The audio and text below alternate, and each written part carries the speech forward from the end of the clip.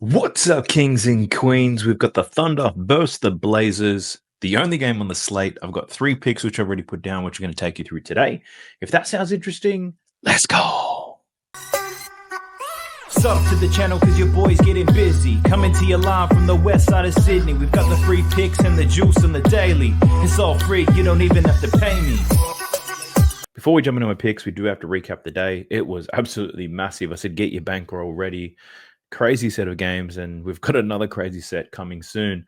But how did we go on the video? I shared a handful of picks. I went 2-2 in those bets. The ones that lost, I'll take you through today, and we'll talk through all the winners as well. But overall for VIP yesterday, 29.3 units profit. Absolutely crazy. We cashed out.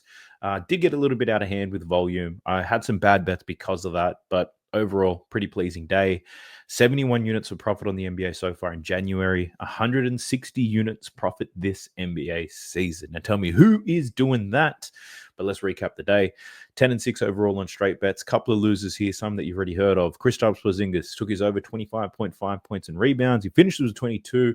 He did find some foul trouble, but even without that, I don't think this bet was going to hit. The matchup was questionable, but the main reason why I played it was the awesome hit rate in recent form. Rookie mistake. Also played his over 5.5 first quarter points, very much the same as above. The matchup wasn't great, but the hit rate was astonishing, and I fell for it. I took the bait. Speaking of bait, Kel'el Ware. I took him for over 16.5 points. He played like trash, and it wasn't a great bet.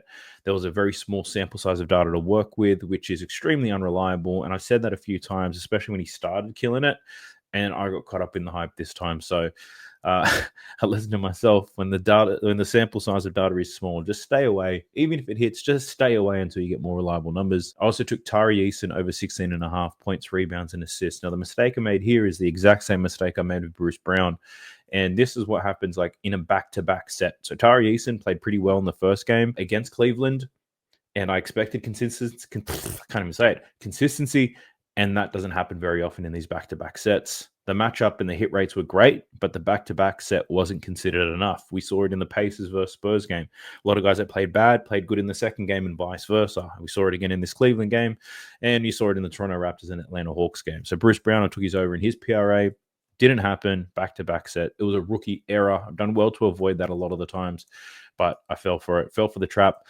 And Karl-Anthony Towns, I took him for over 3.5 assists. The Knicks, they rack up 40 assists in that game. Crazy. 140 points and 40 assists. Karl-Anthony Towns only gets 2 of those. That's just a bad read. Like, you couldn't get a better game. You just picked the wrong player. That was a bad pick. My bad for those of you who tailed.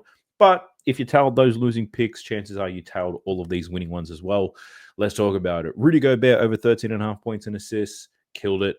KCP under 4.5 rebounds and assists. Malik Monk over 19.5 points. That was sweat-free. Okongwu over 12.5 rebounds and assists. My man was Diamond.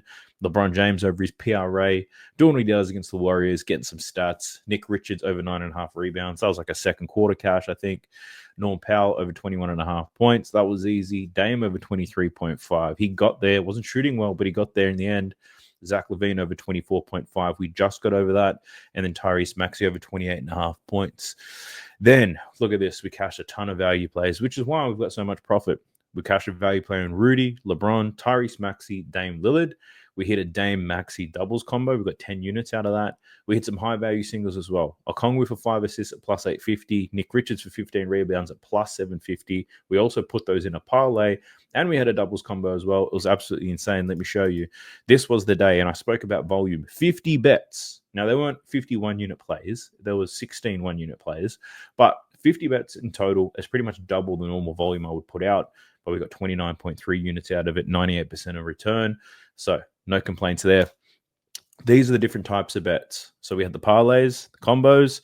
We hit 3 of those suckers. We got 19 units out of it. High value singles, we hit 2 out of 7, but we made 1.7 units. The value plays hit 4 out of 13. 13 of those suckers is a lot. We hit 4 out of 13. We still got 4.2 units profit. And in player props, we went 10-6, 3.9 units profit there. Let's talk about him. Dame, over points, over rebounds, over assists, $50 into 350. Onyeka Okongwu, 5 assists, $25 into 237. LeBron James, 25 points, over his assist prop, $50 into 225. Tyrese Maxey, over his points, over his assists, over his rebounds, 50 into 312. Nick Richards, 15 rebounds, $25 into 212. And Rudy Gobert, over his points, over his assists, $50 into 187. And then this is when the big kahuna comes out. But this was a doubles combo. We had the Dame overs on everything, Tyrese Maxey overs on everything. They cashed. Steph Curry let us down today. That second half was awful, but we still turned $75 into over 1,000. And check this out. Onyeka Okongwu, 5 assists. Nick Richards over 15 rebounds. $30 into 987. If only Mark Williams would have played. If he would have ate alive, this could have been a $5,000 slip. And then this is the straight bet as well. So this one isn't a doubles combo. Mark Williams was void. It's pretty much, this is 80 to 1 odds. You put $5, you get over 400 back. So to celebrate, we're running this discount. It's the Dame time discount. So this is a type of discount on VIP that I haven't run before. And if you take a look here where it says duration, this discount lasts forever. It's not your first month. It's not 6 months or whatever. This is forever. To celebrate the 29 units of profit we made, you get 29% off your VIP forever. So go ahead and check that out. I'll leave a link for that in the pinned comment below. This code is going to expire in 24 hours, but I'll probably extend it out to 48 hours given most people aren't going to watch this. The NFL is on, so I'll probably expand that a little bit. We'll talk about it in the next video. Also, for those of you who are on a free trial for VIP, you may want to cancel the trial and make the most of this lifetime promo. So the link for that is in the pinned comment below. Let's get into these picks, shall we? Let's go. Jumping into props madness the way that we always do. This is the best tool you're going to find for NBA player props. I guarantee you that. Advanced data, shot charts, more enhancements on the way. This thing is really exciting, and it's helped me get to 160 units this season. So I encourage you guys to check that out. Head to propsmadness.com, and when you sign up, you get a 7-day free trial. Use the code DAFT, and you get 25% off. Now, I've got 3 different picks to go through. Then I'll take you through some of the leans. I know you guys are going to be interested in that anyway. So we'll go through some of the leads. We'll do a bit of a dive. But the first play that I'm looking at today is Donovan Clingan. Now, for Donovan, looking at his rebounds today, taking him for over 8.5 boards. He has hit this in only 8 out of his last 27 games. But what I like about it, his last 4 games, he's gone in the over. And what's the reason for that? DeAndre Ayton's been missing. Ayton's still out for this game. So Donovan, he's projected to play 25 minutes. So we'll play with the minutes filter here. We'll look at games where he sees between 20 to 27 minutes. And in these games, he's over this rebound line in 5 out of the 7, averaging 11 rebounds per game. Now, the matchup is average. Early in the season, OKC couldn't rebound, keep centers off the glass to save their lives.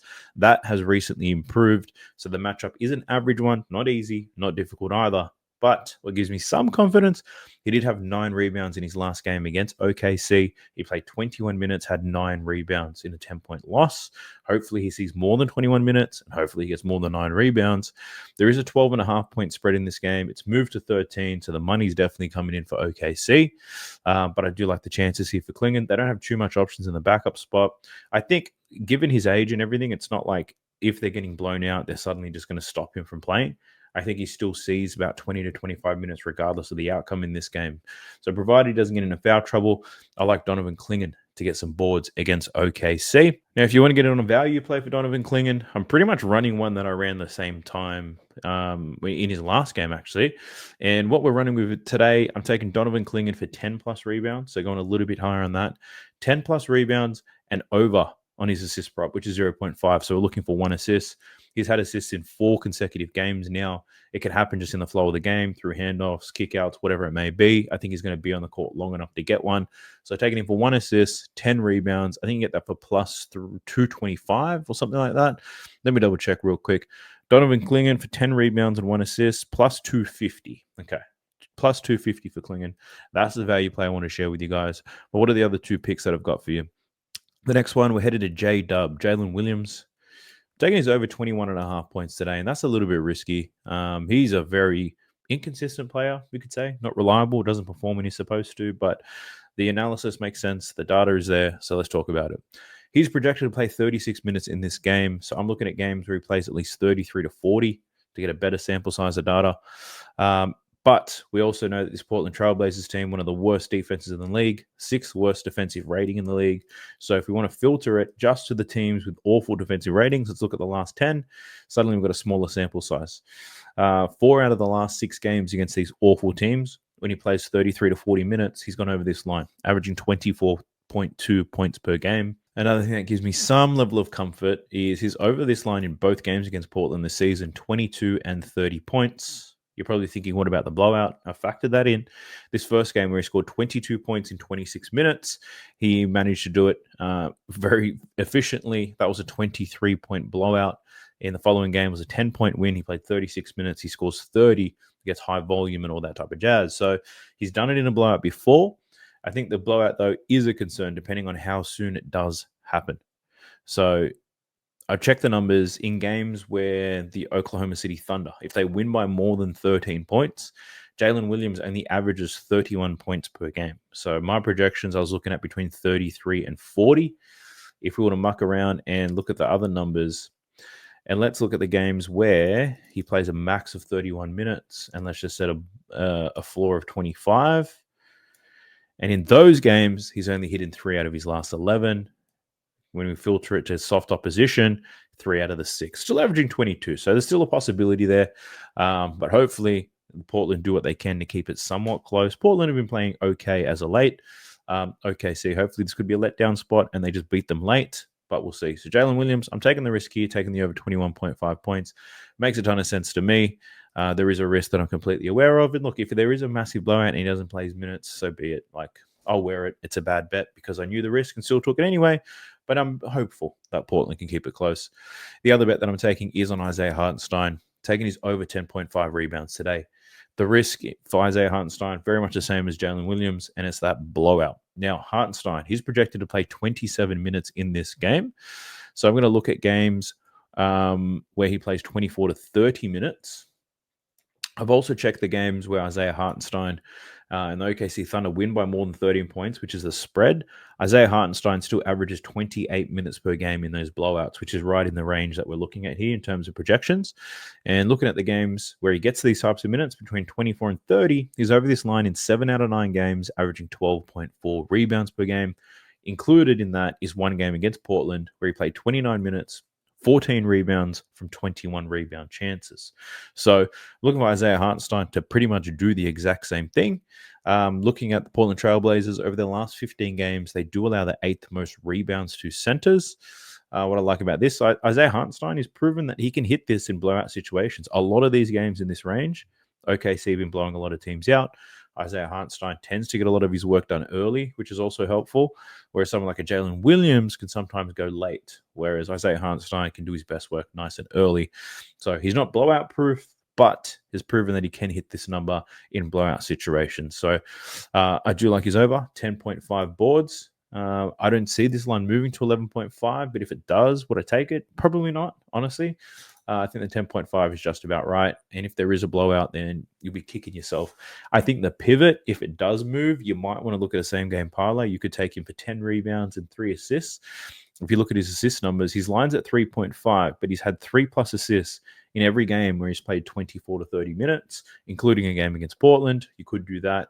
You could look at his points prop as well. He did score 13 points against Portland last time, although not as consistent. But this line shouldn't move off the 10.5. I don't see too much volume happening in this game in terms of sports bettors, but who knows? Sports bettors will surprise you. So that's my third pick in this one-game slate. Pumping the brakes, doing what we always do, ask you to like the video, subscribe to the channel if you haven't already, and drop me a comment down below. You can say anything. It'll help push this video out to more people. And then we've got another 5 or 6 days before I can use the other channel again. In the meantime, pumping it out on here. You guys are still getting the views. A lot of people still struggling to find me. I'm still getting emails and messages every single day from people looking for me, but don't worry. If you're finally watching this, I am okay. The channel has just been temporarily paused.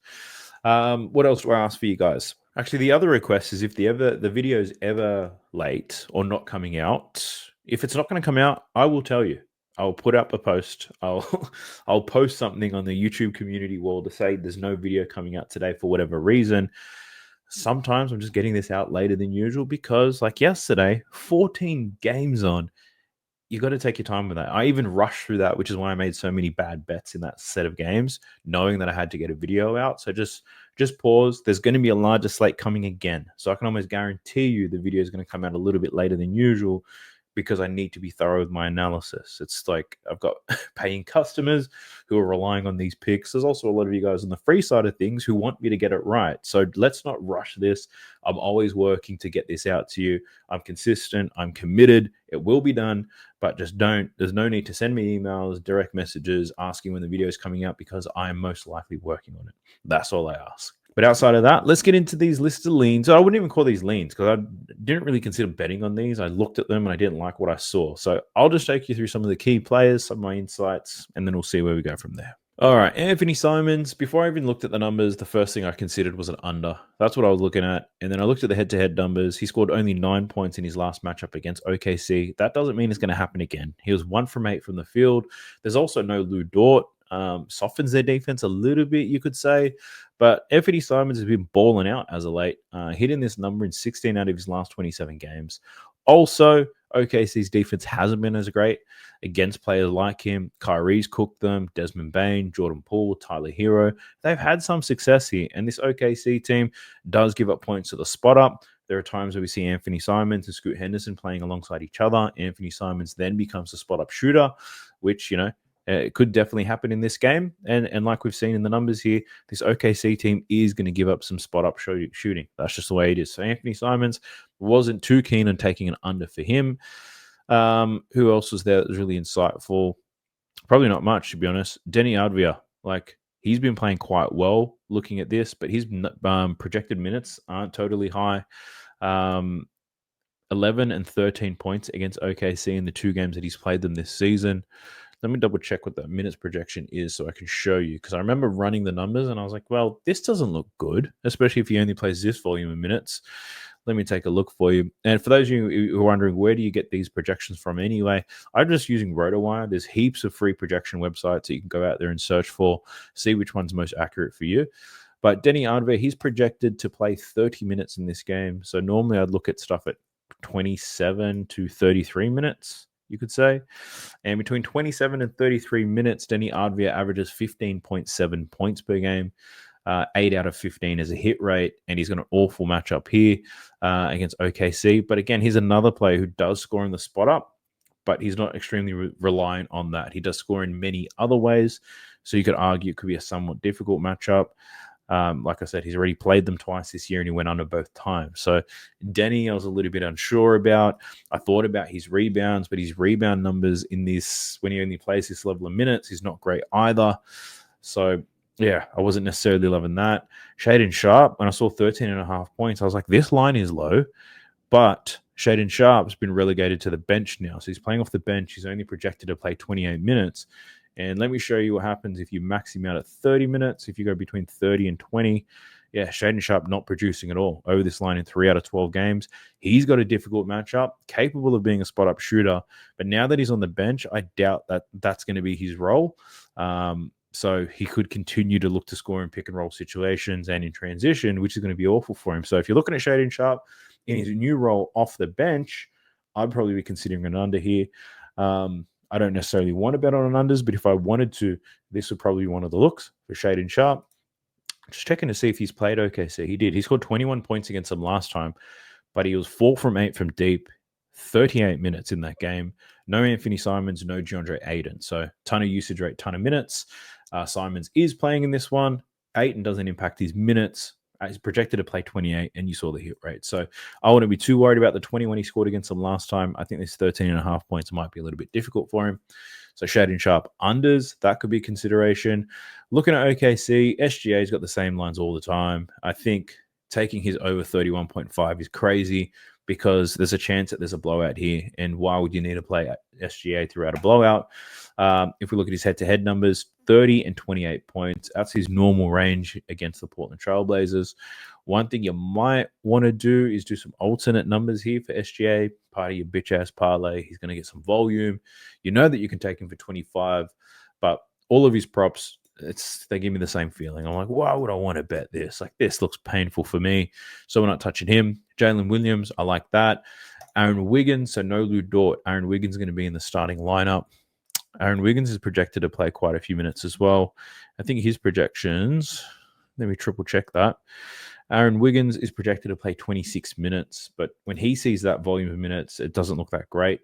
So even if we looked at 23 to 29 minutes, he's hit this line in 6 out of 12 games, averaging 11.7, and his line is at 11.5. Now, the matchup for him is pretty decent. Portland not good at defense. They give up points in transition and the spot-up shooters. He did score 13 points against them last time, but he was 3 from 5 from deep. Do you expect that type of efficiency, right? So I feel like the line is just about right for Aaron Wiggins. There's no real edge here that I can see. So I passed on that. Isaiah Joe, very much the same. He's projected to play 22 minutes.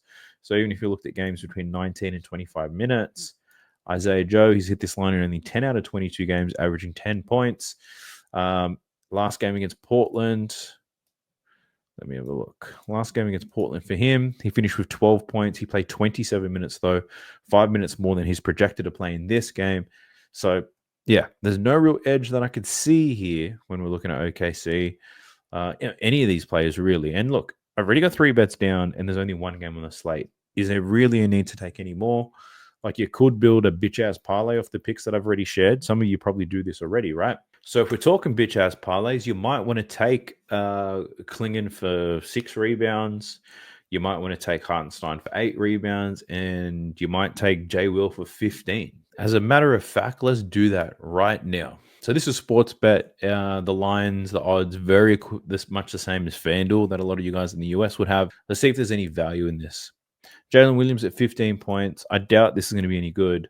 Clingan at 6 boards. Isaiah Hartenstein at 8 rebounds. What do we get out of it? And the odds for this are pretty crap. $1.75. $1.75 works out to be minus 133 for you guys over there in the US.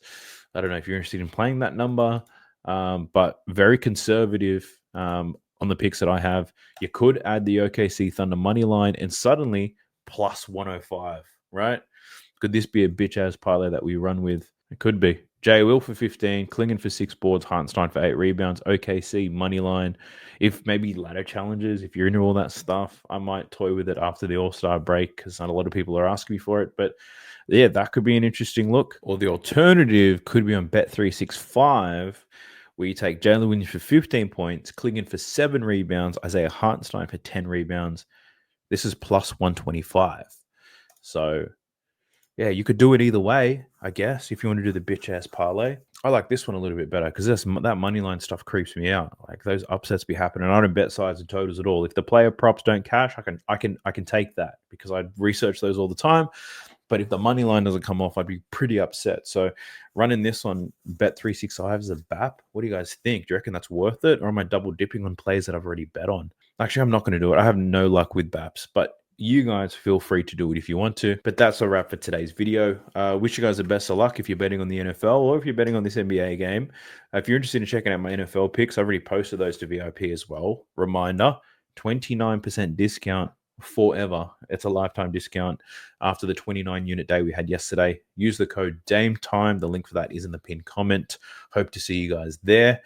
And then after this measly slate of one game, we've got another monster slate to get through, and I'll be hoping to get all my picks and my research out a lot earlier than I did last time. That way, for the next video that I take you guys through, I can give you a little bit more value than I did on the last one. But best of luck to you guys. I'll catch you guys in the next one. Peace. Sub to the channel cause your boy's getting busy. Coming to your line from the west side of Sydney. We've got the free picks and the juice on the daily. It's all free, you don't even have to pay me.